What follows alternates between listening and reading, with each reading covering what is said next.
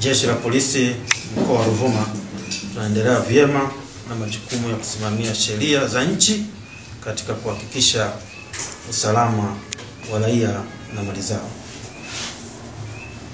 Napenda kutoa taarifa ya kukamatwa kwa mwenyekiti wa Chadema ndugu Tundu Antipas Lissu.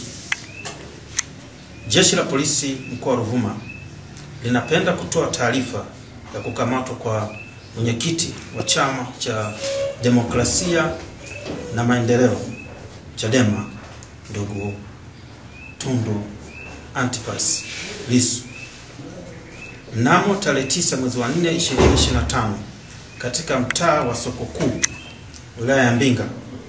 Jeshi la Polisi lilimkamata mwenyekiti huyo wa Chadema kufuatia tuhuma zilizokuwa zinapelelezwa za kufanya uchochezi wa kutofanyika kwa uchaguzi mkuu wa 2025.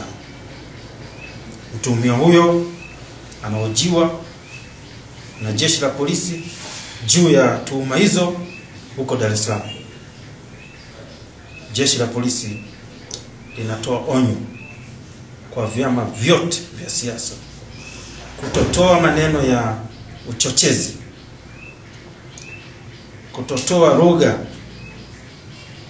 ya kukashifu polisi au serikali, au kuonyesha viashiria vyovyote vya uvunjifu wa amani katika kipindi hiki cha kuelekea uchaguzi mkuu wa 2025.